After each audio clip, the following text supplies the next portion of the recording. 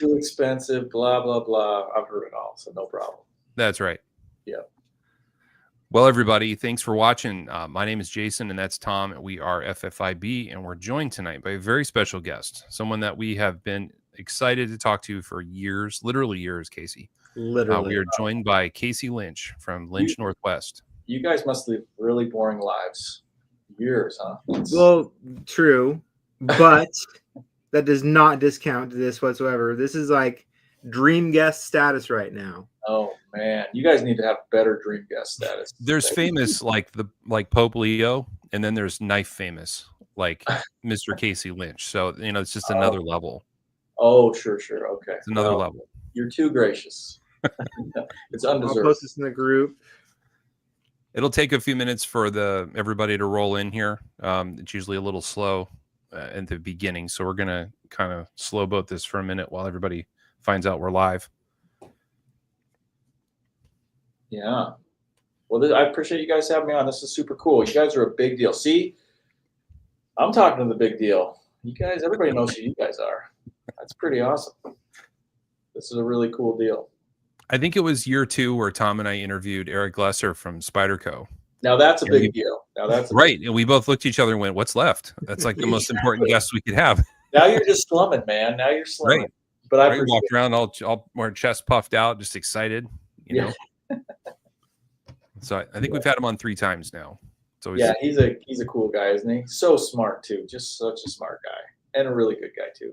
My favorite part of talking to him is bringing up a steel, and you just mention a steel, and he'll go, "That's one of my favorite steels." And by the middle of the interview, we've gone through 20. He loves them all. Oh, that's my favorite steel. Yeah, it's like awesome. James Isherwood's here. James is probably that. James, that's my man. I was actually writing him a thank you card today. Were you really? Yes, I was. Yep. My wife thinks I'm strange for keeping all the handwritten notes from Lynch Northwest, my prized collection. Well, let me verify this. You are strange for that, but I appreciate the strangeness. Tell Justin, thank you for helping me decide on the backspacer for my midnight bronze scales. Look at that. Oh, nice. Yeah. You guys offer concierge color match service, I guess, for choosing the right color, like Men's Warehouse. Important. Yeah, you got to have the right color. That's a big deal. You guys have so many colors. I can't even. I'd have to see half of these in person. The finishes you guys offer, from satin to stonewash to sand wash to glass blast. You guys have everything covered now. Well, the funny thing is, most of my favorite finishes, you were talking about Eric's favorite steels. Most of my favorite finishes come about when we screw something up. Really? In the tumbler too long. We did some process backwards. It's like, right. That's actually pretty cool. Happy accident. Yeah, making lemonade, I guess, out of lemons, right? Something like that. We were talking about guitars before we went on the air, and that happens a lot in the guitar world. A lot of these colors that became really classic were accidents. They started with automotive paint, and then they would screw something up, and they'd make a really cool color, and it would become super popular later, but it was totally by accident. Yeah, I believe that. There's a lot of good that if you don't freak out, you don't panic, you can usually turn that into something kind of cool. Marketing will say that's not a flaw, it's a feature. Yeah. Oh, we've done that before. Yeah, for sure. Yeah, sure. So Casey, Tom and I first learned of your company because of the pocket clips. The pocket clips are. Was this your first product, or was it the Pry Bars? That was the clip. In fact, that one that you just showed, that was the first product. Yeah. Was it really? Yeah. Back when Tom and I started this group, we found that most of the members were very paranoid about even moving a pocket clip, let alone replacing it. That was crazy talk to think that you would modify a knife by putting a different pocket clip on it. And yeah, for sure. How quickly did you see demand launch for that clip? Was it slow or was it fast? I think it was pretty slow. I am not a tech guy, so it's a miracle that I've even figured out how to get this Zoom or whatever we're on to work. And so when I started, it was totally an accident. and I put a few things on Blade Forums, and I will forever be grateful to those guys on Blade Forums. They were so awesome. In fact, some guys are still customers for all those years. But I'd post them on Blade Forums, and then they'd have to email me, and then I'd email them back, and then they'd email me back, and that was the order process. Oh, wow. A little bit laborious, as you can imagine. Yeah. Yeah. It must have been easy to confuse things and drop orders that way. What was the motivation for creating a deep carry clip? Were you trying to hide the knife in the pocket, or were you looking for, what was this solution that you were looking for with the clip? So some of the guys might recognize the name STR. Do you guys recognize that, STR? STR, no. STR. So like 12 years ago, he was the only guy at the time making pocket clips. And my dad had bought me a buck for Christmas. And then, you know, you go down the road, everybody goes down. It's like $40 for a knife. That's crazy. Then pretty soon you're like, yeah, I could spend $450 on a knife. But my first nice knife and my second, you know, name brand knife was a PM2. And just like everybody, I wanted to make it my own. I wanted to put something on it that wasn't stock. And I was like, oof, I really want a clip. Well, STR was making, but they were $40. Yeah.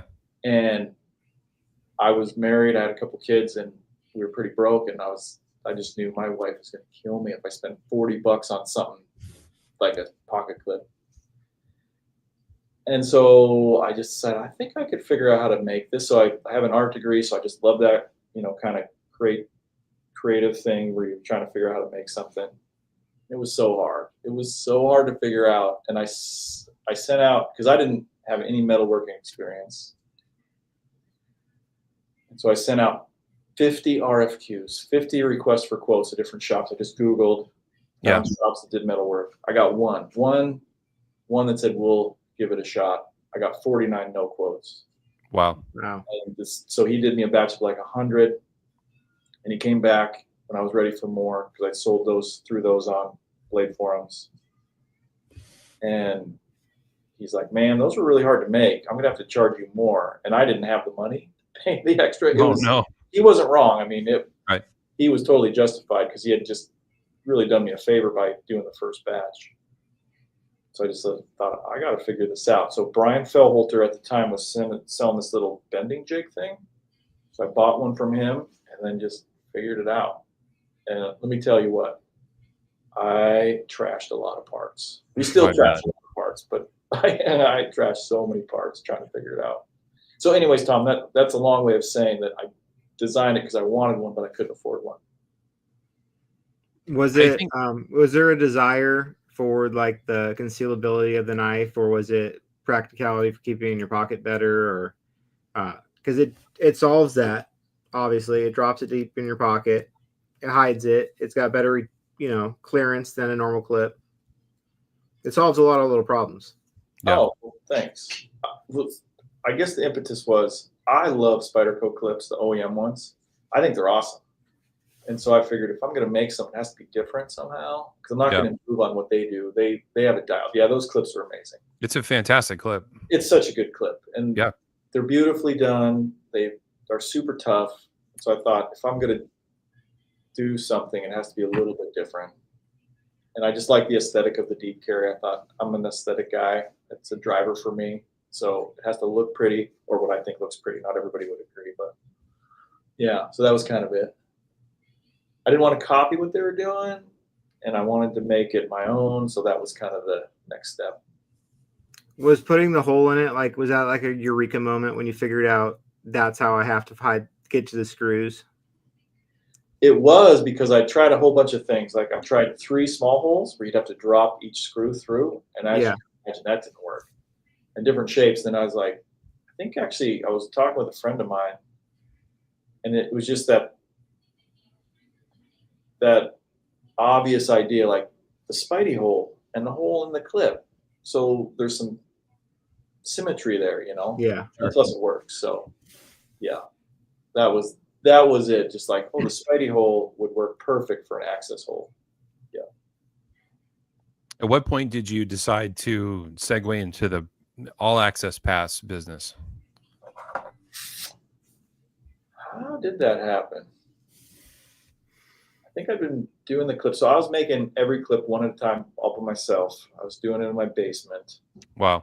And I bought these little rock tumblers. That's how I'd finish them. So at the time, you could only get sand washed. That's all I figured out. I just Right. put sand in this thing, and I think the same thing happened. I wanted a pry bar, and I was like, $100. I can't do that. My wife will kill me. So I did the same thing. I sent out a bunch of RFQs. Now we make them all in house, but at the time, I didn't have a mill. I didn't know anything about that.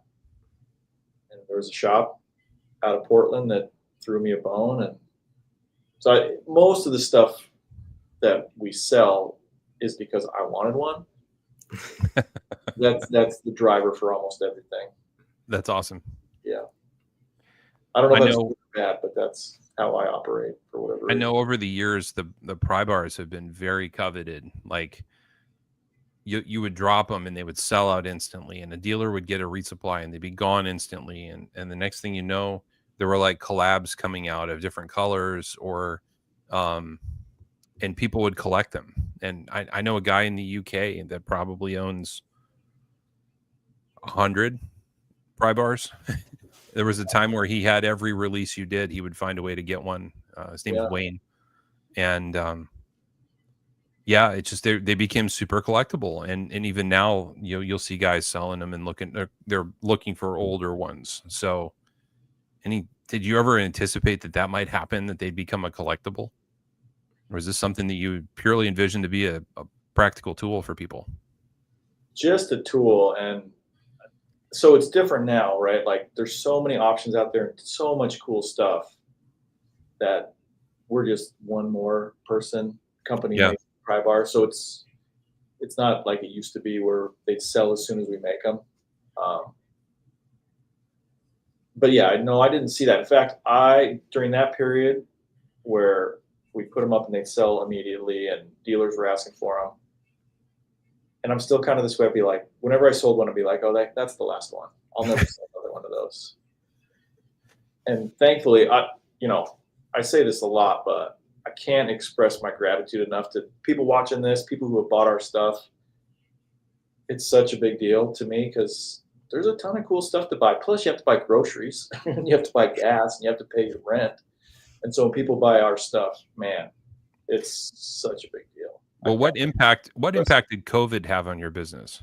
We went crazy, just like any online business, just went crazy because people weren't going on vacation, and they weren't going out to dinner, and they weren't going to the movies, and they weren't driving anywhere. Yeah.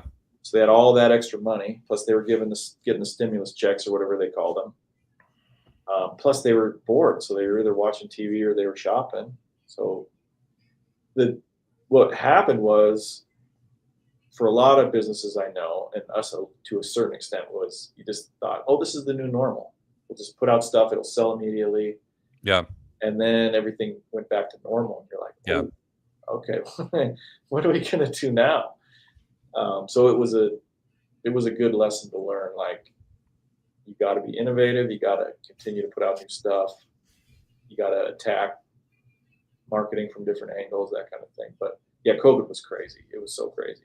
But if you guys remember, whatever you couldn't buy a guitar, you couldn't buy a bike, you couldn't buy a dirt bike, you couldn't buy a paddleboard, you couldn't buy anything.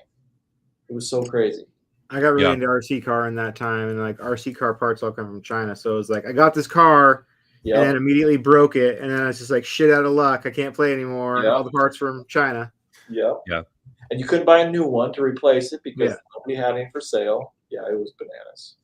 It was so I remember my daughter needed a bike around, I don't know, 2021, and you could go to the stores and they'd be completely out of bikes. And so, I had to buy a 6-year-old a $350 bike off Amazon because it was the only thing I could find.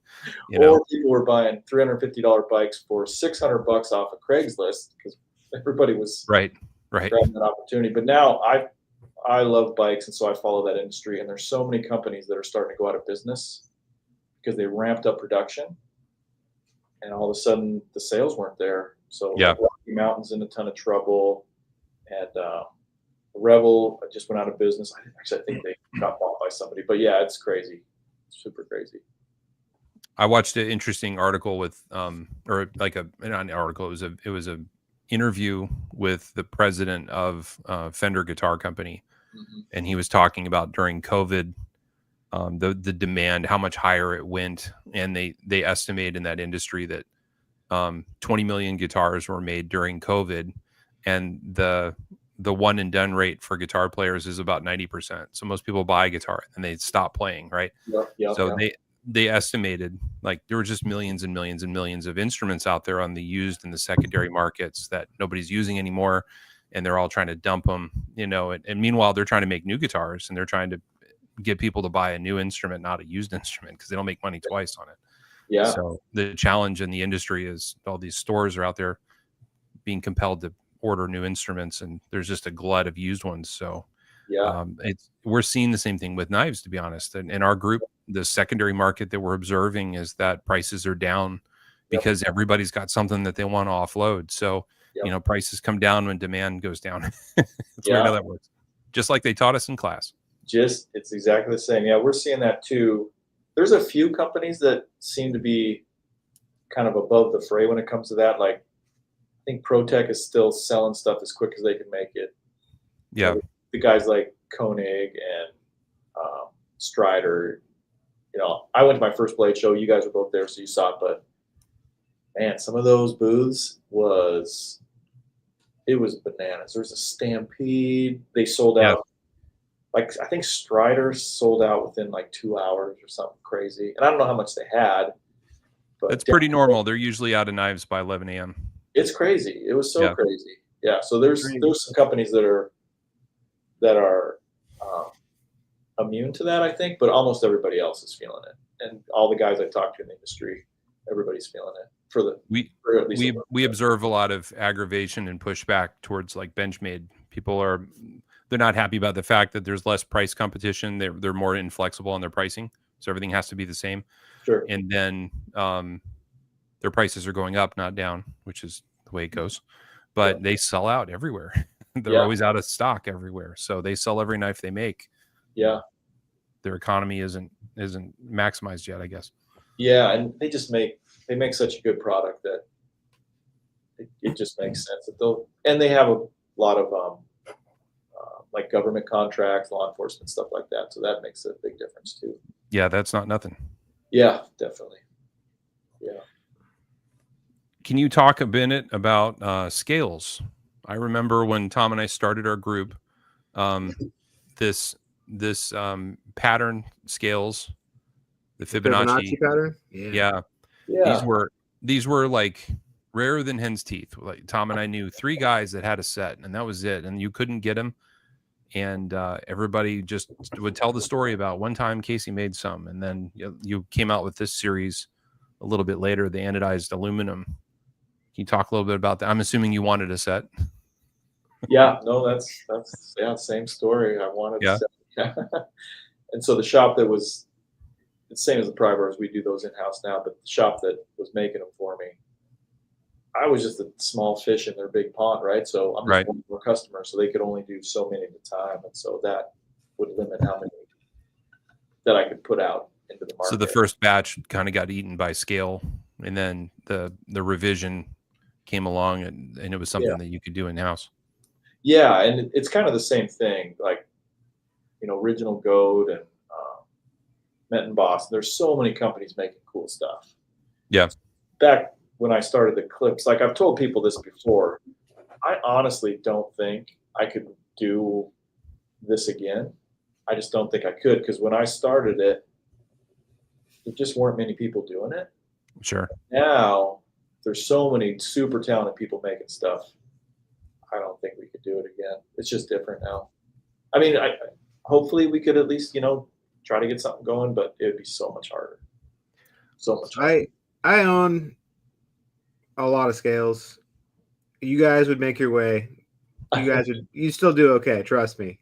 Thanks, Tom. But you guys were early on. You definitely have built more brand identity, loyalty, goodwill with your brand, that even if you put out a mediocre product, people would still support your brand because they support Lynch Northwest so much as a brand.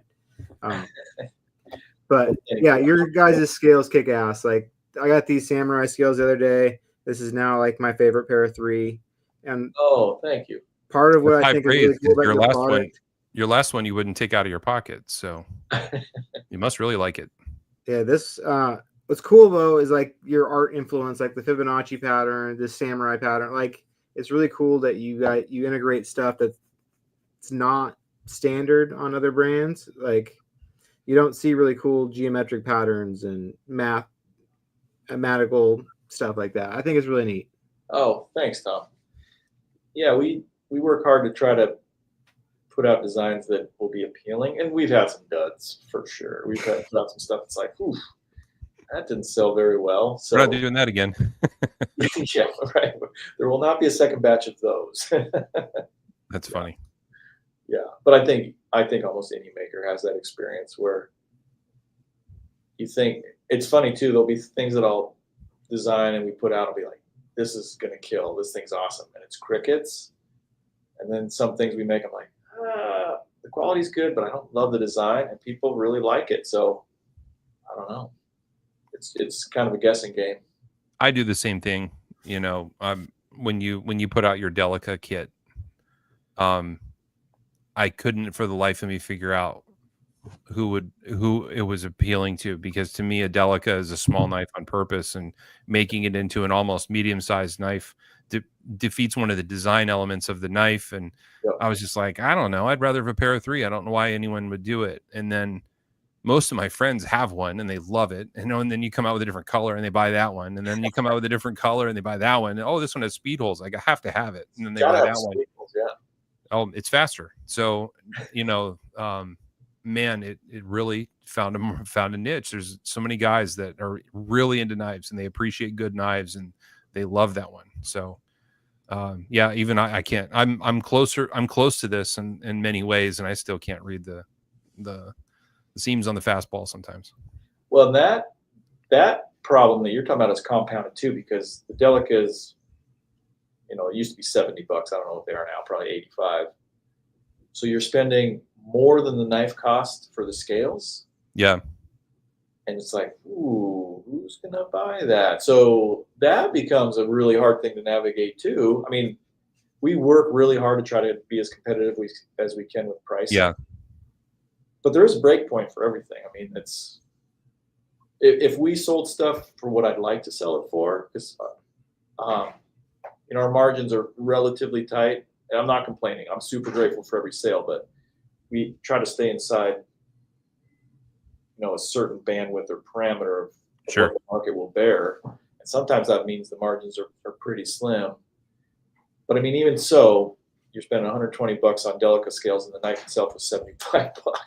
It's like, man, that math doesn't work. So I'm always grateful when guys see the value. Like, it's just, and I will never denigrate any of the makers or manufacturers like Spyderco. Their stuff is so great right out of the box. So I always say, we're not making it better, we're just making it different. So if you want something that's a little bit different, hopefully we can help with that, but it's not going to be better. Their stuff it's not a simple thing to crank out 5,000 Delicas out of a factory and have them all come out of the box reasonably in the same orientation. They're all about the same in terms of opening and closing, and they're all, the fit and finish is consistent. It's not a simple thing. No, for sure. And Spyderco's mastered it. Yeah, those guys really have all the processes and everything they do dialed in. It's really impressive. What was the conversation like the first time you spoke to Spyderco about your clips, and what their thoughts on it were? Like, I know they're cool. Like, that's what I really like about Spyderco. Like, there's videos of Spyderco like walking around the office showing everyone's like customized knife, and I think it's cool about that brand is they're not anti make it your own. Yeah, it's happened. I can't remember if it happened this way with Spyderco, but a lot of makers. So this is probably really bad. I probably shouldn't say this, but when I was putting out clips, my philosophy was don't ask for permission, ask for forgiveness, which is probably not the best way to do it. And I've heard from makers since then that when a clip came out for their brand, they were pretty irritated by it. Yeah. And rightfully so. I totally get it, because the owner of the brand probably designed the knife, and he's like, who does this guy think he is? He thinks he can make a better part than the one I designed. Right. That's not very cool. So I get it. But I think most manufacturers have seen that the modification niche in this world is a really big deal. And it just helps them sell more knives. So I don't think every brand embraces it. Most brands seem to embrace it because the guy wants a stalker, and then the guy wants one he can mod. So instead of buying one, he's going to buy two, or instead of buying one, he's going to buy four. And so I think that most brands are embracing it. I've never met Sal. I've always wanted to. I've just never been able to meet him. But I wrote him a letter one time, and I just basically said, "Thank you so much for what you guys do. We wouldn't be around without you guys." And he sent me back the coolest hand-typed note that he signed on Spyderco letterhead. I still have it. It's in my office, but it was just basically like, I can't remember what he said. I haven't read it for a couple months, but it was just super gracious. It just reinforced everything I've heard about Sal, that he's just the best. Like, he's old school like that. He will do that kind of thing. Yeah, for sure. Yeah. One of our friends that came with us to Blade Show for the first time, he got to go and meet Sal at the booth, and he told Sal about what Spyderco means to him, and about a little bit about his military career, and then a little bit more about his ethos in life. And then he gave Sal a handmade brass tag that he had made. And, here, I made this for you, Mr. Glesser. Thank you for all you've done for the knife world, all that. And then a week and a half later, he got a letter in the mail from Sal with a gift to him, some coins and a letter and things like that. And he's that kind of guy. Like, if you do that, he'll reciprocate. Sal gets it for sure. And even having never met him, I just know from how Spyderco handles things and how they deal with their customers, they just get it. And not all companies do. Not all companies get it, but Spyderco gets it for sure.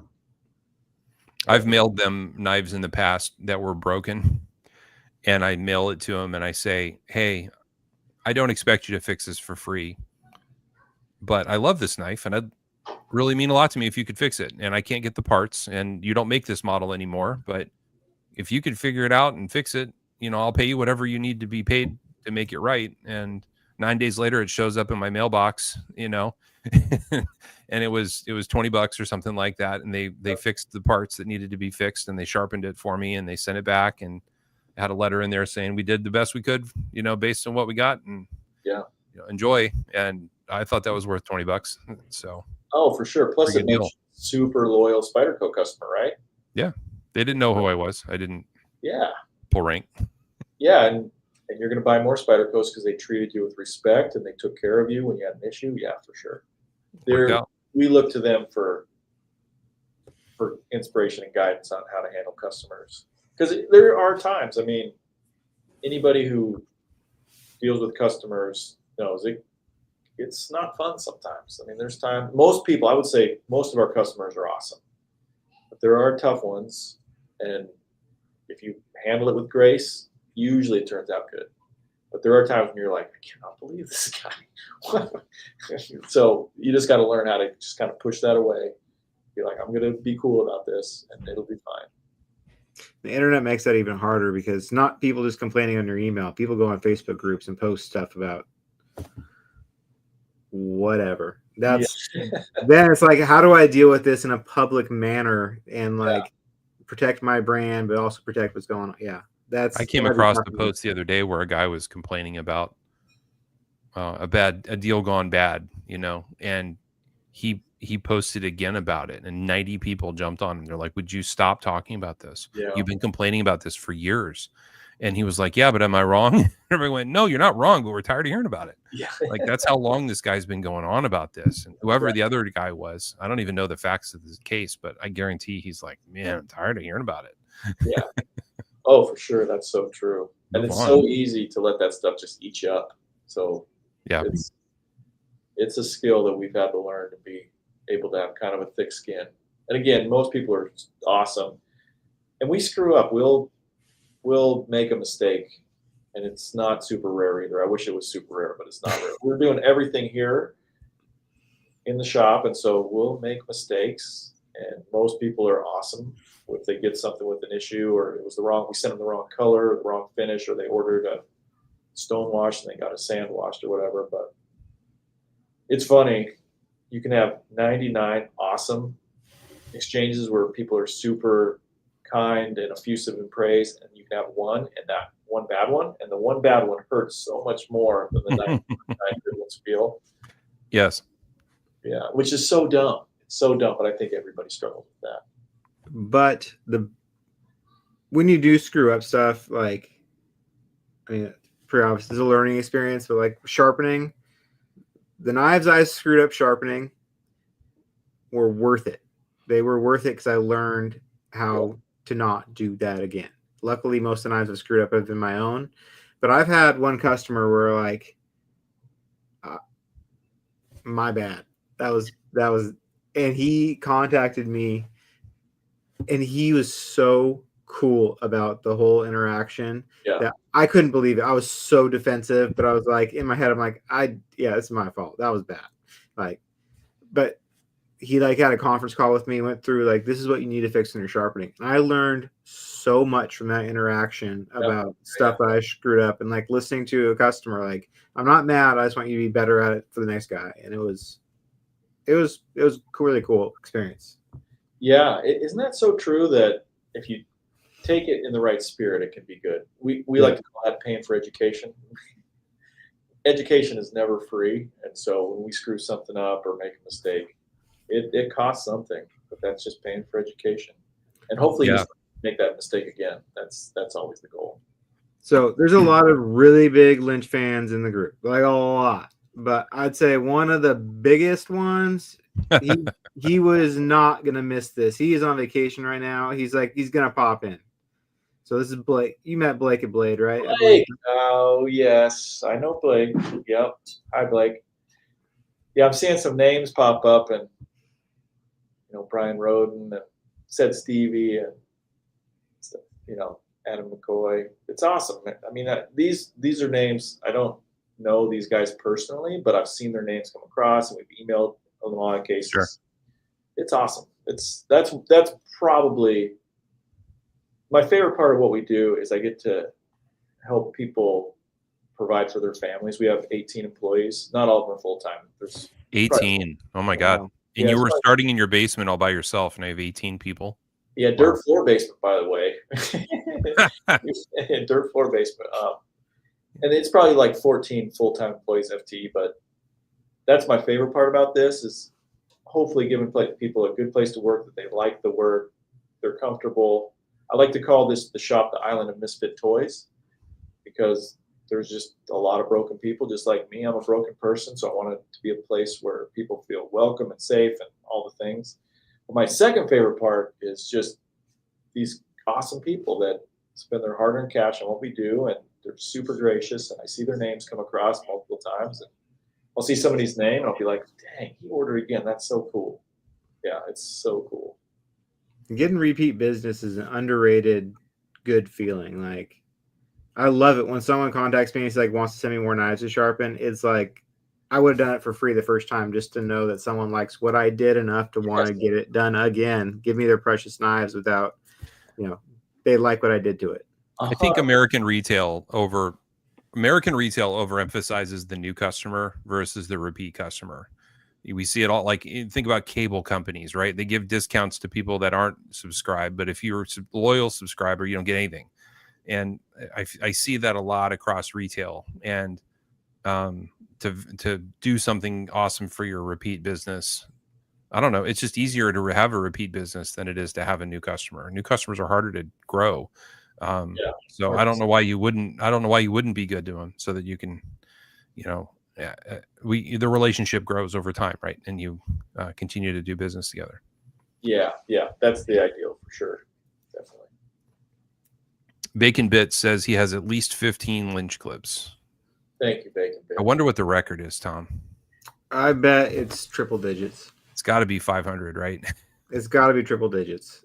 Somebody out there has hundreds for sure. Well, I remember, I don't want to embarrass him, but I would consider him a friend. We don't see each other very much, but Paul, I won't say his last name. He bought so many clips. I actually asked him one time, "Oh, how many knives do you own?" And he said, "I think I lost count at 300." So, I mean, a lot of these guys have just these enormous collections. It's so impressive. So impressive. Tom and I know a guy that probably has 1,000. 1,000 Spydercos? Yes. Yeah, yeah. And I don't think that's that unusual. I mean, I'm sure there's a couple dozen guys just like that. I had my attempting to have time more when than I you do. was creeping up there. I probably owned 400 Spydercos in my life. At one point, I had over 300 of them, and it becomes overwhelming. But I understand how people get there for sure. It's not that hard if you have the means to do it and the addiction. It's pretty easy to feed it.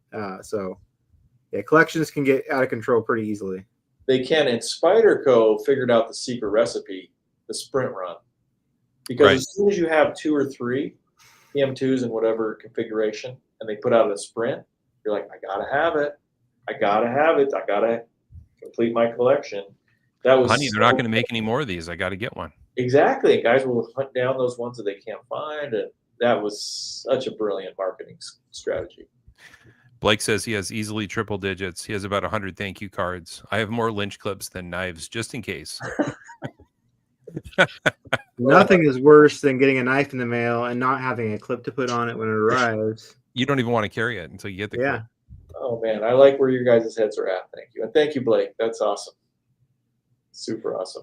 Casey, can we talk about, don't tell us where you get it, but the finish on these scales is so good.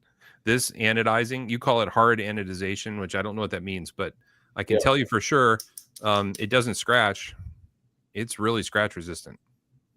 Yeah, no, I'll tell you. So we were so you guys know who Eddie is, OEG, One Eyed Ghost.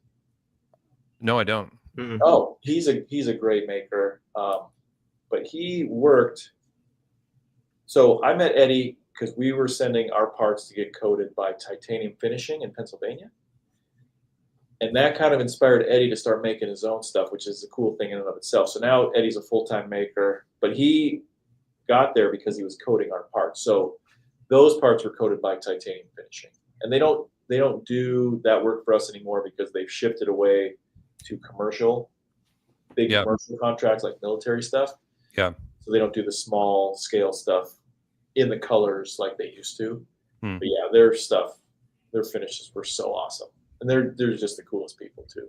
So yeah, a little shout out to Eddie there. But a lot of the new finishes we're doing in-house. So we're Cerakoting now. We shoot all the Cerakote in-house. Nice.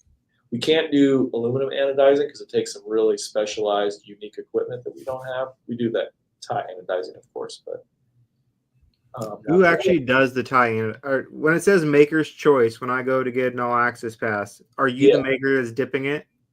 I was for a long time. I still do it occasionally, but I have a couple guys that I really trust that'll do that for me. But you guys have the coolest ano. Like, I'm boring. I got the plain scales, but your guys' ano is so cool, especially the maker's choice ones. When you like, oh, thanks. We need some red, white, and black Van Halen. You know, that's what inspired that guitar. Yeah, I saw it hanging there. Yep. And we wanted to do a red, white, and black, but we couldn't figure it out. But that's where those lines, the inspiration for those lines. You heard him, Tom. All right, Casey, I'll drop it in the mail and send it back. Yeah. The best part about it though is you can make it crappy because Eddie's guitar was all beat up and he used Schwinn bike paint. So really, it doesn't need to be classy. Oh, okay. Yeah. All right. He probably had a case of Schlitz in his stomach too when he did it. So. Probably a good chance. Yeah. Poncho wants to know, why did you switch from the Blacksmith to just Cerakote? Blacksmith was so durable and great match to DLC. Yeah, that's a great question. So the main reason, so we do the Blacksmith in-house, but it's just really hard to do. So it involves superheating the tie till it's red hot, and then you quench it in oil. But the process has to be just right or it doesn't work. And we found, because we do get guys that come to us and really like the Blacksmith, and so we'll still do it on request, no problem. We still have all the equipment. But the Cerakote, I think it's a little more durable Yeah. overall, the finish. And, you know, Pancho looks like he thinks the Blacksmith is more durable. It's so close that he could be right. I think the Cerakote is slightly more durable. I think it's just a little better product. And plus, the superheating of the tie tends to make it a tiny bit brittle. And so Yeah. with Cerakoting, you don't have to deal with that brittle factor. And it's pretty rare for those Blacksmith clips to break, but they will break on occasion, especially if you give them a big tug roll, where most of the clips will just bend. On occasion, the Blacksmith ones will break because the titanium is just slightly brittle. So that's the main reason. I think it's a better product, the Cerakote versus Blacksmith. But again, we'll still make Blacksmith on request, and you know, if it breaks, we warranty it, of course. So, Can you talk a little bit about titanium as a material? Those of us who don't work with it know that there's different types of titanium, but it's probably when it comes to you, it's probably not like perfectly homogeneous, is it? Like, will you find that there's parts of the titanium that you can't use, you got to cut it out and throw it out, and parts you can, or is it pretty consistent? it's relatively consistent. So, yeah, that's fine. Thank you. The clips are all made out of 040 grade 5, which is 6AL4V. And it is really hard to find. So we make the clips from material that falls within 040 to 045. If it's less than 040 thick, it just isn't strong enough. If it's more than 045, it doesn't bend well. It's a little too stiff in pocket. It's too thick sometimes to get the screws to grab thread. So that little window that we have to stay inside is actually pretty hard to source. Yeah.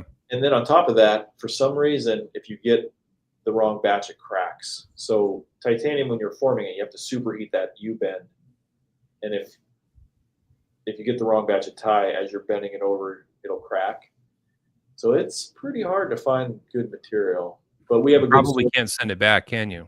Once you own the material and you've started bending it, if it cracks, it's too bad, isn't it? Yeah, because the supplier will say, well, we didn't design it to make pocket clips out of, so that's you problem, not us problem, which I totally understand. But we have an awesome supplier here in Washington State that sources really good material for us out of the aerospace industry. We'll still get bad material from time to time, but for the most part, we've got the supply chain pretty dialed. What country does the titanium originate from? We try our best to keep it U.S. made material, but that's sometimes it is overseas material. But we do our best to try to find USA made stuff. And sometimes you don't know. We buy it all from the U.S., so we're not buying it from overseas sources. But I think there are times when the stuff that we buy is probably made in Russia or something. It's not an oligarch from Turkmenistan. It could be. It could be. They have some big metal rolling factory or Shout something. out Turkmenistan. Yeah. But we really, obviously our thing is like USA made as much as we can, everything. Sure. And The reality is America just doesn't make a lot of titanium. There's not much to be had. And I imagine Boeing and Tesla and SpaceX probably get first dibs, right? And then they do. And aerospace is really, really up right now. So it can be hard to source that material for sure. Yeah. Yeah. They got to build more bunker busters, Tom.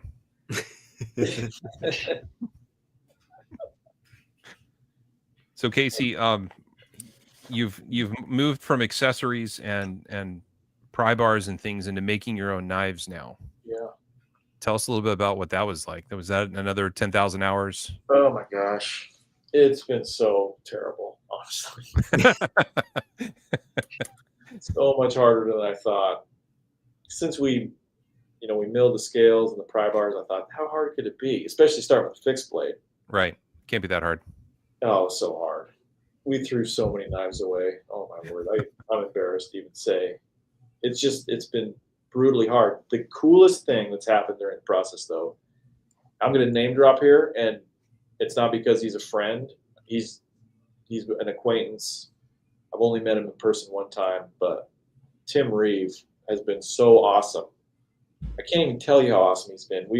I'd ping him. I can't remember how I even got his phone number, but I just pinged him and said, "We're struggling with this. Any kind of help you can give me would be awesome."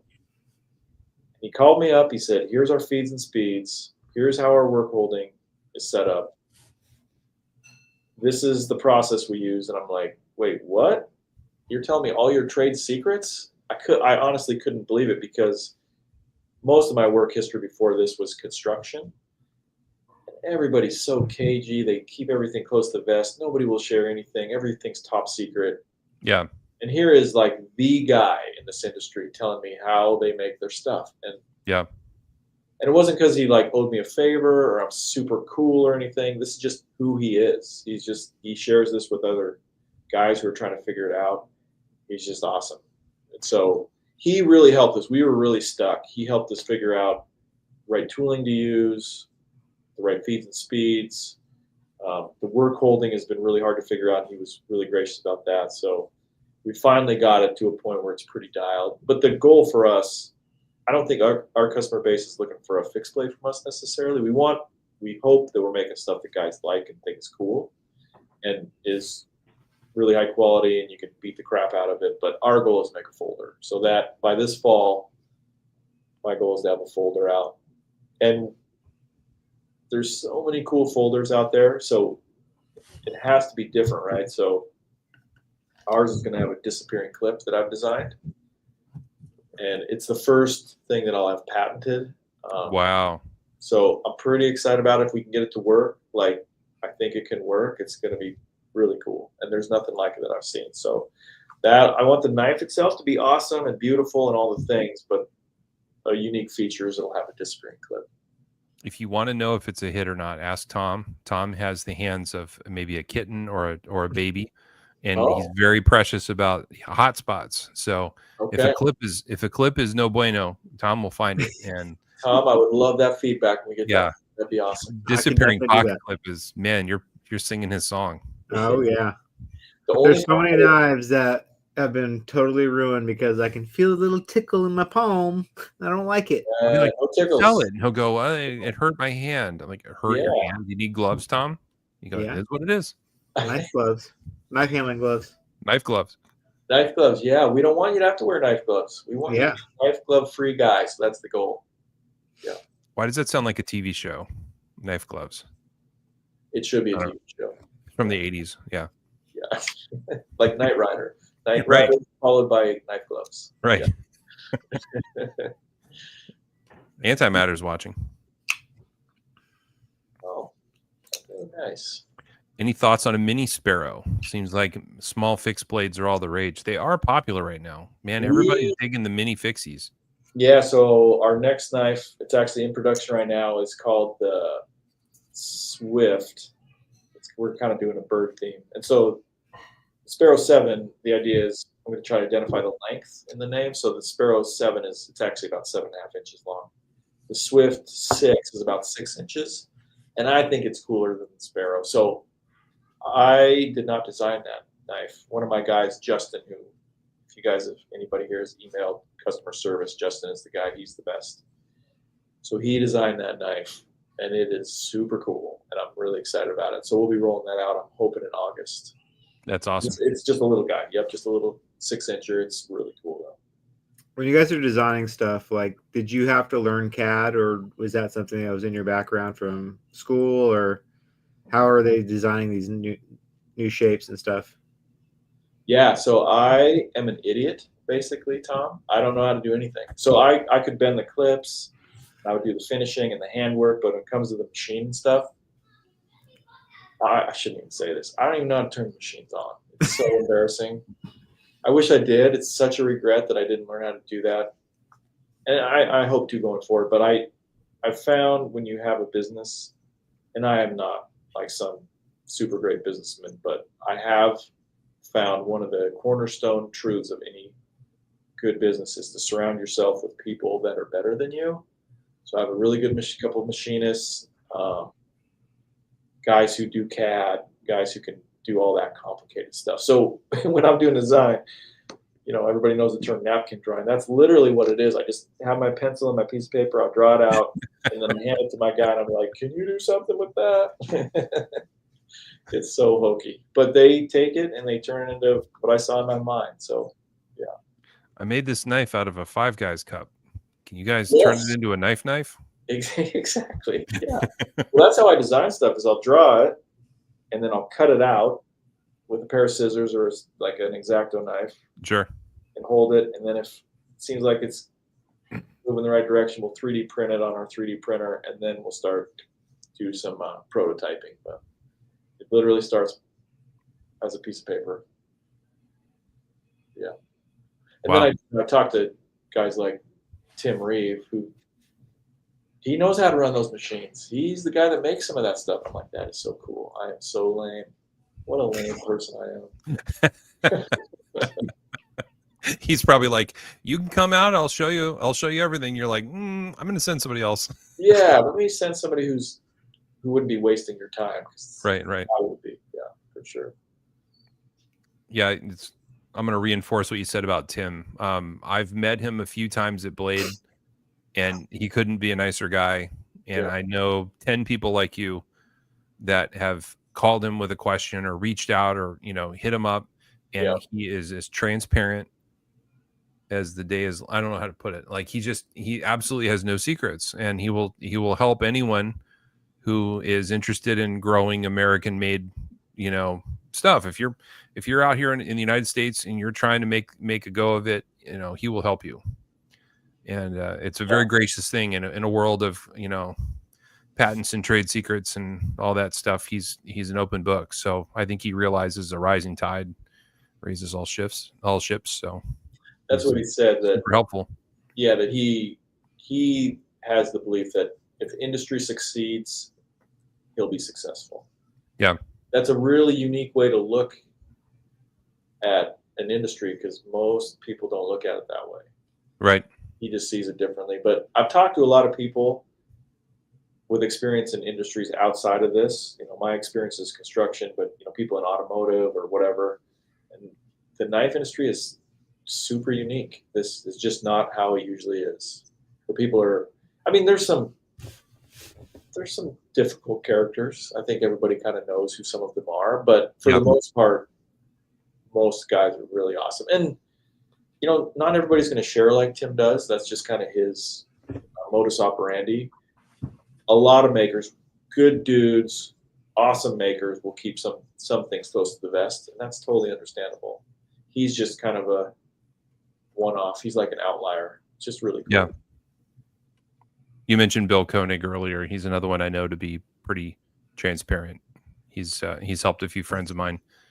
I got one guy in particular spent, 2 years trying to reverse engineer how he grinds his blades. And one day he finally called me and he's like, we think we figured it out. I think we figured it out. We figured out how he's doing it. And I was like, have you asked him? He goes, well, no. I said, hit him up, ask him. And he ran into him at a show and asked him, and he just told him right out. So He called me later and it's like, you won't believe it. He just told me where to get it. Isn't that crazy? Yeah. Call this number, talk to that guy, tell him you talked to me, and he'll help you. So awesome. Yeah. It's a funny thought process that people get in of like in their lane. So sometimes that people comment on my sharpening videos like, you sharpen for a living. Why are you teaching people how to sharpen? You're just like losing your business. I'm like, no, this is the best part. I get to show off like how cool this is. Like I get to like share my knowledge. That's enjoyable. You've never been busier. Like, in fact, Tom will go, I don't have any knives to sharpen. And he'll go pull something out of his drawer, sharpen it. And all of a sudden he's got 10 things, in the mail on the way. Yeah, totally. Totally. Plus you're like an OG. You're like the guy everybody looks to. That's cool, right? This is a really pathetic thing I realized this morning, but I remembered my son's 6 years old now. He's a big boy. It's like, it's been a minute. But I remember sitting in the hospital delivery room when my wife was in labor and I was on my phone arguing with somebody on Instagram that kept on calling me a noob, and it pissed me off so much. And then today I was sitting on the couch like, oh yeah, 6 years ago I was sitting in the hospital and Kim was yelling at me because I was on my phone. I was a noob. That was a long time ago. 6 years is an eternity. I was a noob back then. I You're guess like, he what was a right. noob. Yeah, for sure. That's so funny. Man, you guys both have such great hair. Jason, your hair, you look like George Clooney. It's awesome. I woke up like this. Yeah, I believe Yeah. it. Totally. What a blessing. What a great thing. It's a weird thing. People comment on it a lot. When I was younger, I got teased for my hair, and now I'm a grown man, and old ladies want to touch it. Yeah. The women my mother's age will walk right up to me and ask to touch it because I'll say, is your husband bald? They go, how'd you know? And so what do you say when they ask if they can touch it? I just lean over and let them do it. I'm 6'4", Wow. so I bend over and let them run their fingers through it. That's really nice. It's very weird. It's creepy, but it's all right. Yeah. How old were you when you started going gray? I was 18. 18.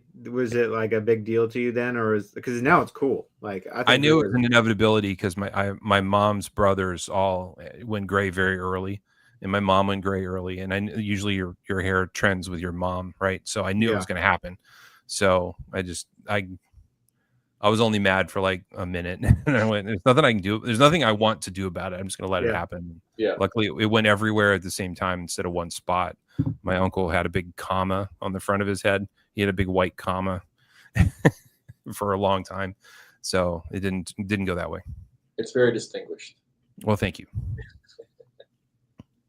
It's gotten me out of a jam. I'm sure. Absolutely. Peter wants to know what the R is on your hat. So I went to Blade Show for the first time this year, and I mentioned Eddie. So he worked for Titanium Finishing to do all of our finishing. So this is a Pennsylvania minor league baseball team, Reading.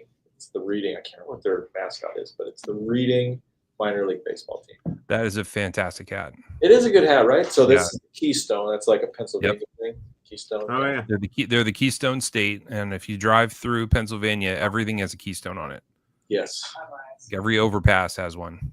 Yeah, Pennsylvania is awesome. I'd never been to the East Coast. It was awesome. I loved it. Such a cool. Is minor league baseball like the new coolest sport all of a sudden? I keep on seeing like the Portland Pickles team is now like the most popular team in Portland. It's a minor league baseball team. Came out of nowhere to me. I don't know. I keep on seeing stuff like, isn't there like some Savannah Bananas team? Yeah. That, like sells out stadiums. They're the WWE of baseball. It's not really baseball. It's like the Harlem Globetrotters. Okay. I've heard about this. Yes. I've never seen one of the, I know what you're talking about, where they kind of turn into a circus intentionally. Yeah. Dance and they do crazy. Yeah. The pitcher will be on stilts and throw from the stilts, that kind of thing. The batter will have 4 bats and he'll swing all 4 at once. Wow. So that's, I think that helps. It raises awareness, but honestly, minor league baseball is fun because it's cheap. Yep. And the players are still really good. And, you can take your whole family and have a nice time, and you're not going to go broke like going to a major league game. Yeah. Spokane has an awesome minor league team. They've been around forever. My dad actually tried out for the team back when he was young, and Tommy Lasorda came through here. Kyle Hendricks, who won a World Series with the Cubs, came through here. So it's just really fun to go to those games because, like you say, they're cheap. So you can take the whole family, and you're going to spend $40 instead of $260 going to a Mariners game or whatever. Yeah, it's pretty fun. Yep. So are you from Spokane? Is that where you grew up at then? Yeah, in fact, I'm 5th. My kids are 5th generation Spokane. So Holy cow. Yeah. So great granddad took the Oregon Trail or something. Yeah, where did he come from? I think he's Canadian. Yeah. Spokane is not a small town anymore. It's pretty big. It's a destination place. A lot of people moving up from California and Texas, things like that. So it's grown a lot. Have you guys ever been to the Spokane area? I have not. No, I haven't. It's pretty great. You probably like it. I would. Yeah, I love it out there. I'll put you to work. I live in Indiana. I live in central Indiana. It's very flat and it's very humid. and it's very corny. But any chance I get to go out west, I love it. Yeah. Yep. Yeah. Indiana's beautiful though, and I love corn, so that's Well, we have plenty of it. Yeah. No, I've been to Washington State a few times. I've been to Oregon very briefly. I've been through Idaho and all kinds of Western states on vacations. But yeah. Yeah. Spokane's a good spot. Orange Juice has asked a couple times about newsletters. We get a sneak saw peek that. newsletter on the new products. That's such a good idea. I will talk. So Thomas, who a lot of these guys have probably interacted with, and I know you guys have both met, he does a lot of that. I say a lot. He does everything when it comes to that side of the business. So that's a great idea. I'll talk about that tomorrow. He was actually going to be on this Zoom, but he needed to run home. One of his kids is ill, but He's got his feet up. He's watching. He's laughing. yeah, right. What is the official title you've given Thomas? What is his? Is he director of social media, or what is his actual role? His full role? I should know this. His email signature said director of operations. Yeah, that's probably it. Or I think at one point it was like sales manager. But that's probably, I mean, anything on the backside of the business goes through him. So I'll answer a ton of emails. Justin answers a ton. But anything to do with the website, the email stuff, Instagram, Thomas's fingers are on all that stuff. I prefer made up titles like expert or pro or Commodore. What's your title? My title? Yeah. I'm benevolent dictator. Oh, so what does that make Tom? We're kind of both benevolent dictators. Oh, yeah. Wow, there are two benevolent dictators. I thought that was something that was like jumbo shrimp. It just couldn't exist. There couldn't be any more, though. That is one thing about the group is we couldn't add another dictator in this mix. Like I couldn't think of anyone else that could just jump in. It's like it's got to go back. Okay. To the beginning. Yes. Yeah, the way we run the group is if one of us is super passionate about it, the other one tends to yield. So if Tom's certain, like this is what I want, then I'll go, okay. So you tend to yield to the other one. And if we both agree, then we know we're over the target. And that's absolutely the right decision. Okay. And then there's a lot of times where we're going with our gut. So we'll have a disagreeable member that's not fun and kind of poisoning the community or, starting drama and really ruining the mission of the group. And that's just to have fun with knives. So when we come across those guys, they don't necessarily need to break the rules for us to boot them from the group. We'll just make the decision like this guy doesn't fit in here. So we're keeping him from being with all of his friends. So go find another group of people to hang out with and, we'll boot him. And later on, some people might say, what gave you the right to do that? He didn't break any rules. And it's like, well, we're kind of the benevolent dictators of the community. We decide we're the tastemakers on, what we want the group to be like. And if somebody's not fitting in, then I don't want to suffer it. Yeah. I just want to have fun and talk about knives. If you don't want to do that, then go somewhere else. Yeah. It is kind of funny. The level of like personal, like reflection I have on like what happens in the group, I take very personally because like we've created this environment. So if I allow something to go on in there that's not what I want, then it's a reflection on me. And there's a lot of people that will be moved on and then they go to other groups and they complain or they message us and that used to get under my skin a lot more than now. Now those discussions that me and Jason have about like what should we do with the situation are a lot quicker than they used to be. Used to like really get tied up over stuff. Yeah. It's easier now. Yeah. Yeah. You're right. It's really hard to learn the best way to handle that stuff. But once you figure it out, it's way easier. At this point, we trust our instincts and we trust each other. And if Tom boots a guy, then I don't grill him about it. Something happened. Yeah. It was justified. Right. Yeah. We have an interesting question in the comments here. So Peter wants to know about the collab with Tactile. Yeah. So are they making your screws and hardware? they're making our hardware. We don't have a lathe, so that is something that we outsource is the hardware, the screws. And we just pinged them because we've bought their pens. They've always been super easy to deal with, and they do that kind of job shop work. So beautiful quality. They've been awesome, going back and forth about design. Yeah, they've been great. It's another super generous company that deserves a shout out. If you guys want to support American manufacturing, we talked about Koenig t-shirt. We talked about CRK. We should talk about Tactile. Those guys are another one they're teaching people how to use stuff. They're teaching people how to make things. They're helping companies, even competitors, because they know that what's good for, them is good for everyone. Yeah. They're helping everyone out. Yeah. Yeah. Just good guys. Their pricing was great. Yeah. Yeah. There's a lot of good guys out there. It's for absolutely sure. Yeah. Yeah. Well, Casey, we're a little past an hour in. What's your urgency of cutting this short, or you have a little bit of time? I have about 20 minutes. Okay.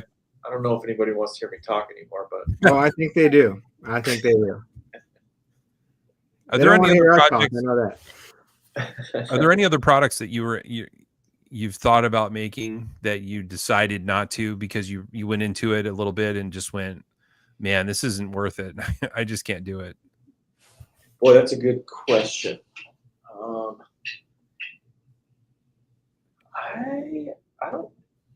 I don't think so. No, I mean, I'm sure there are things that I considered and I thought either that's outside of our capabilities or. Sure. I mean, I love dirt bikes and I love mountain bikes. So I really wanted to make something for one of those industries. But at the end of the day, mission drift would just probably it would probably end up being bad, both for what we do and also how do you break into those industries, So we throw our bandwidth and our resources at something that we'd be better served throwing at trying to figure this knife out or trying to refine, the milled clips. The milled clips are brutally hard to make. So, are they really? Why is that? Well, the non-deep carry ones are fairly straightforward, but the deep carry ones, and that's why there's really, as far as I know, there aren't more than a couple other options out there for a deep carry one. Just they're really, really hard to machine because it starts with a block of tie. Right. And then you have to machine out that U-bend and everything vibrates. And so where do you hold it? How do you cut that in? It just becomes super complicated. Interesting. Which is one reason we designed the two-piece milled clip, which I think is actually super, super cool. Because we get questions a lot like, why do those milled clips cost so much? Well, they cost so much because they take forever to make. They're on the mill for a really long time, and that just equates to dollars. Sure. And the tie, that block of tie is really expensive, and we're trying to figure out a way. How can we make a milled clip that has more of a deep carry function, but it's less expensive, and so the two-piece was kind of the solution to that. Guys that get them seem to like them, so I think it's a pretty cool solution to having a milled clip but having a little bit deeper in your pocket. Sure. Brian Roden thinks the quilt behind you would make a good design on a scale. Yeah, my mom made this. Did she really? Yeah. So she was an art major, which is where I was an art major too because of her. But yeah, she made that for me. It's kind of psychedelic. I like it. Yeah, if you were in here, it would look probably more farmhouse than psychedelic, but I can see through the screen. The colors are, I don't know. It's very pretty. Yeah. Where did you go to art school at? There's a school here in Spokane called Gonzaga. They're mostly famous for the basketball team. So yeah, I went to. I always wanted to be an artist, and so I had this idea that I'll get an art degree. And I remember when I was in the program, I was like, "Why does everybody else have a double major?" And then I found out why they had double majors, because they wanted to get a job when they were done with school. Yeah. I thought people just throw money at me to paint pictures, and I actually worked as an artist for like a year. Man, that was hard. It was fun. I painted pictures. I sold them around town at restaurants and bistros and stuff, but it was so hand to mouth. It was God's grace that we didn't lose our house, because, but it was one of those things where I'm glad I did it, because I always would have wondered, could I have made it? And I kind of made it, but not really. So, yeah. Orange Juice says you are an artist. Thank you, Orange Juice. Yeah. That's what my mom says. My mom says I'm an artist, so it must be true, right? One thing that's for sure is your guys' presentation is just like, normally it's whatever to me, but the experience of opening up a Lynch product is next level good. Like the sleeve, everything about it is like, it's a whole experience. I was trying to open this up to see if I had that card in here. I get anxiety about the paper on the outside of the box, Tom, because should I save the paper? The paper's got a sticker on it. I don't know what to do with it. So like I mean, the amount of effort to do these for every product you have it's massive. It's a big commitment to like. In the past, I've called it silly. What's that? In the past, I've called it silly. No, I've heard that. I've heard that tons of times, because it's really expensive and it takes a ton of time. Yes. It's probably not good business, but I'll tell you the story of why I do that. So when I was first getting into this, I think I was making clips at the time, just starting. I'd saved up some money and I bought my first really nice knife. And it was a Chris Reeves. So I'd saved up forever to buy this knife, and I bought a Sabenza. And I had this thing in my head that I'm going to get this thing in the mail, and I'm going to open it, and the clouds are going to part, and this ray of sunshine is going to come down. It's going to be this supernatural experience. Yep. I got it, and the knife was insane, just like all Chris Reeves are. But the packaging was so, and now their packaging is awesome. It's so good. But back then, just this, plain Jane cardboard box that's folded up, and it was honestly super disappointing. And so I thought, Tom, they used to come in boxes like this, and there was just a sticker on the end that said, made by Chris Reeve, not you, or something like that. And it just kind of rattled around in there. It wasn't really held in place. Not anymore. Yeah, now their packaging is on point now. It's so good. But and I just thought, if I ever make something, so my goal was, guys would be like, $100 for a Pry Bar. But then my hope was they'd get it in the mail.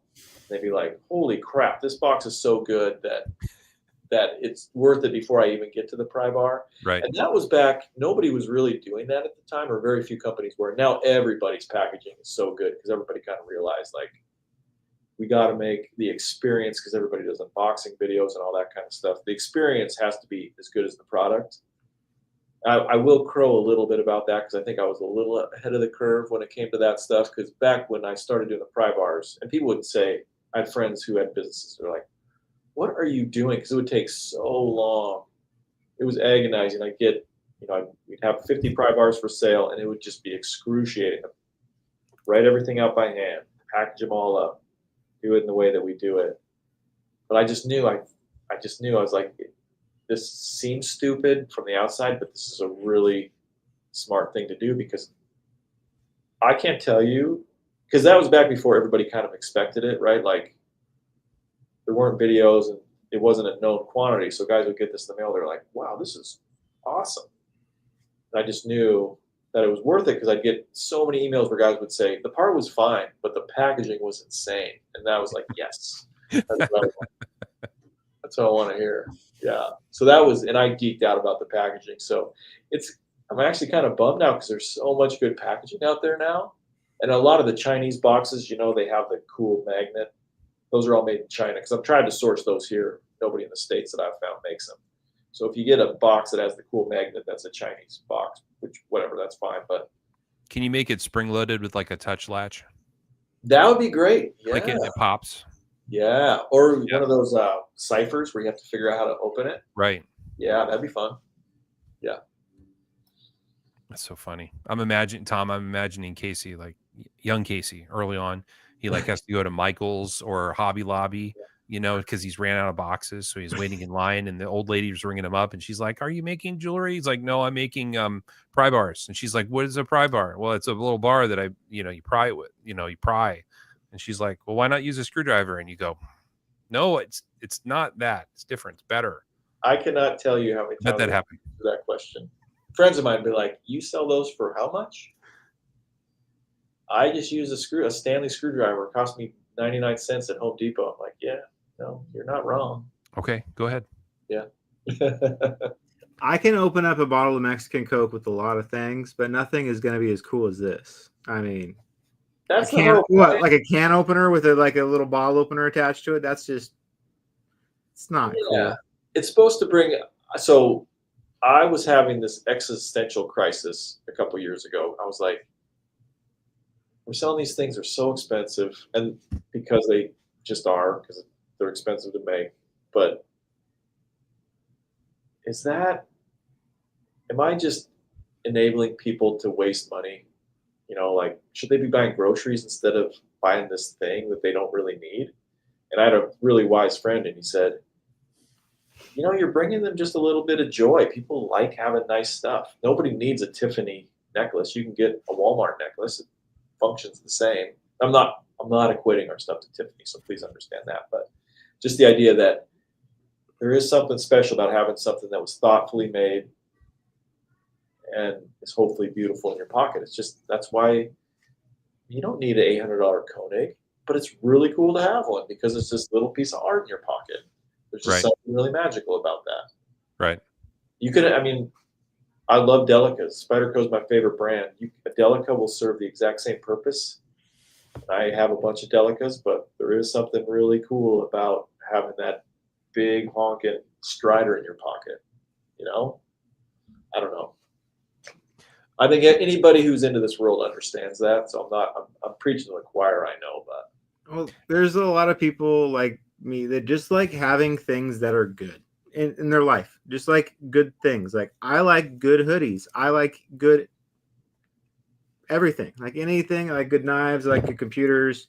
I like good pencils. Like it's just nice to have things that are satisfying and you don't feel like they have a cool factor to it. Like they have that aspect where like it's cool. I can post a picture of it. I can enjoy it. It doesn't have to move. It doesn't have to have a fidget spinner attached to it. It's just something I can enjoy, something that's well made, something made in the USA, something that is from a maker that I like. That's the coolest part about USA made stuff is like you guys make this and it's right here. And it's like there's a connection with the maker like that you can develop. And you guys have developed the connection with your audience just about better than anybody. We try really hard. I was talking to a guy who has a ton of Spydercos. I think he had like 250. And I asked him, I said, why knives and why Spyderco?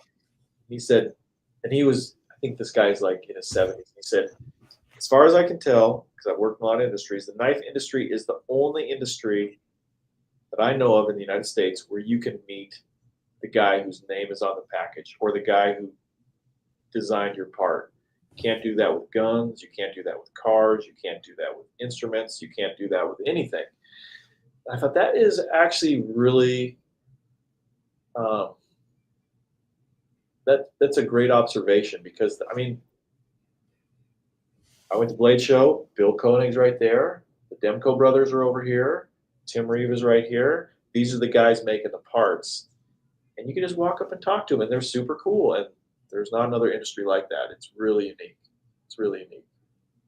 There's a few makers at Blade Show that I've never even bought anything from them, but they know me because I'm there every year, and I'll swing by their booth and say hi and shake their hand and, appreciate their work, and they, it's that small of a community. It just really isn't that big of an industry. So, yeah. I don't know. You're right. That's an interesting observation. You can meet your heroes. I'm wearing a G-Shock Casio watch that I like a lot. I'll never meet anybody at G-Shock. I'll never meet anybody at Casio. Right. So it doesn't mean as much to me as something that's made by my friend, in functional artwork, just crazy part is it's like they're these young guys too. It's like I feel like they're my peers. They're not guys that have been doing this, and it's not like Sal Glesser. It's like Bill Koenig, who's like 32 years old. It's like you figured all that stuff out already. It's amazing. Yep. Yeah. I want to tell a quick Blade Show story here for Orange Juice and Isherwood because they're watching right now. So Tom and I like to get an Airbnb when we go, and we'll bring friends with us. So the moderators from the Millie Club and then some other friends, there'll be like 8 or 10 of us, and we'll stay in a house together.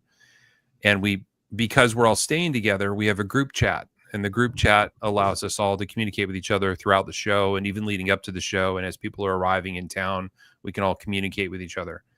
And then after the show, like there's a bit of an afterglow that continues afterwards. And I remember like 3 or 4 days after the show was over, one of us went in the group chat and said, man, I don't even want to talk about Blade Show with anyone who wasn't there because they don't understand. And everybody went, me too. Like I'm at work and everybody's like, how was your little show? And it's insulting. Like it hurts my skin because I had so much fun there with my friends. And we had a moment where we got to walk around like little kids and check out cool stuff. And we were messaging each other and come check this out, check that out. And, you know, meeting our heroes, so to speak. And, you know, that it's such a great time to go to the show. And you said this is your first show. I want to know if you had the same kind of time that we did. Did you find it rewarding or was it? Yeah. How'd it go? It was, I'm not a people person by nature. I wish I was. But it's just how I'm wired, how God put me together. I'm just groups of people is overwhelming to me. So it was a lot because it's packed. Sure. But everybody was super gracious. The after party thing that they do kind of in the lobby, I can't remember what they call it. What did they call that? The pit. The pit. Everybody goes to the pit. That was super fun.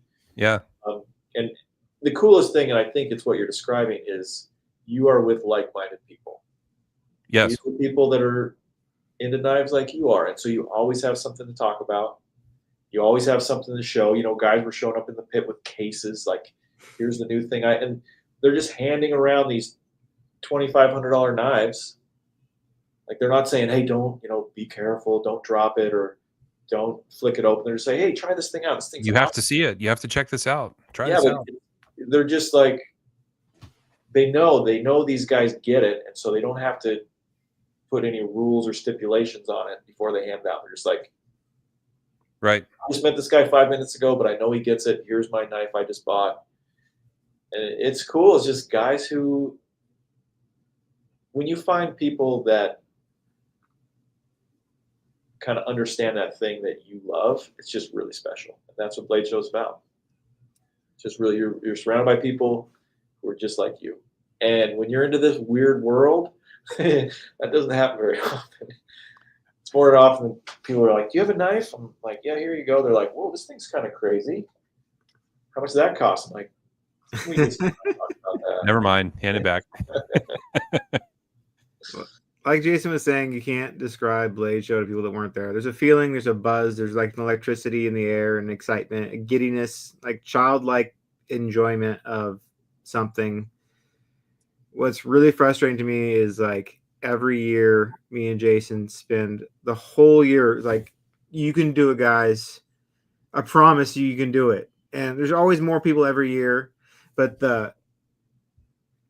I think a lot of people are scared. They're scared to go. They're scared to like pull the trigger. They're scared to put it on the calendar for a whole year out. And like, I won't know anybody. I'll be all by I won't myself. know anybody. It won't be fun. It'll just be nice. Like, it's so hard to explain that. And then when someone new comes, I love walking the show with someone who's never been there before because I feel like a celebrity because some people know me and I get to go introduce people to like Eric or Bill Koenig or whoever.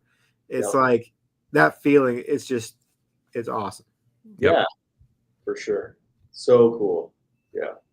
And everybody's just really gracious and it's just it was fun. Super fun. So yeah, if anybody's on the fence, it's worth it for sure.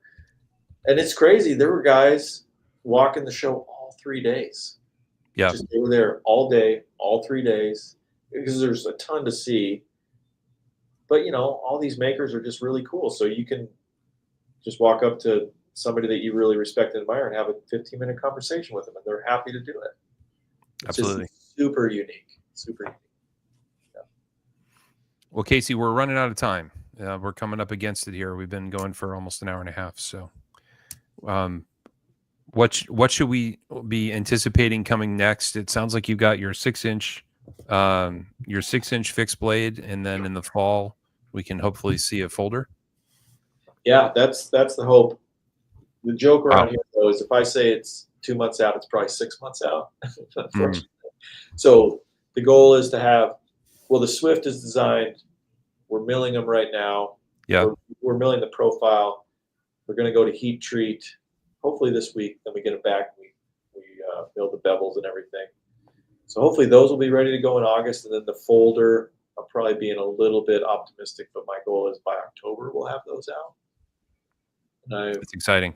Yeah, I want them to be cool. So, and I want them to be relatively affordable. In this world, what does that even mean? I don't even know, but I want them to be some. So when I started this thing, one of my goals was I want guys like me to be able to buy what I make. Yeah, there were so many years where I couldn't afford the cool stuff, and so yeah, you know, does that mean our $130 scale sets are affordable? No, I get it. No, but we try to keep it as affordable as we can. So that's going to be the goal with the knife too. If they were $30, I wouldn't want a set. Yeah, right. Yeah, no, I think they're priced where they need to be for the quality that you're getting. So yeah, if they were too cheap, I wouldn't be interested. So yeah, it's okay. Ooh, milli scale collab. I briefly talked about this with Thomas, and I thought it was a killer idea of doing something, a little crossover, a little Lynch milli club action on something. That'd be super fun. I'd love to do that. Absolutely. Well, we'll have to connect and come up with something. Yeah, no, that'd be great. We'll put your hair on it or something, Jason. How cool would that be? Have you ever Nobody would want it but old ladies. Have you ever seen the coins we do? Casey, have you seen the club? Yeah, they're awesome. Super awesome. Have you seen how they get shipped out with like the stickers of me and Jason and Jeff this year? It's fun, right? It's fun. Really fun. I've seen my face in some interesting places. It's a blast. Yep. It's the best for sure. I've got Tom stuck to my tape dispenser here on my desk. He just stares at me like this. He's always with you. He's always with me. Well, Casey, thank you for being here. It's been a pleasure. I'm so glad we could do it. It's definitely a high watermark for the show, Tom. I think you stopped. I finally made it. Not true, but it's nice of you to say. So, and I appreciate you guys having me. There's a lot of cool sites and cool groups and cool, but you guys are certainly at the top of the list. So it's thank you very much. Thank you. Guys. You're welcome back anytime. If you have something hot that you want to talk about, if you have something that's not so hot and you need to move it, you're welcome to come back, and we'd love to have you anytime. That'd be great. We'll talk about your hair and Tom's hoodies. That'd be awesome. Sounds good. Thanks for watching, everybody. Yeah, Stay thanks. moist. Yeah. Peace out.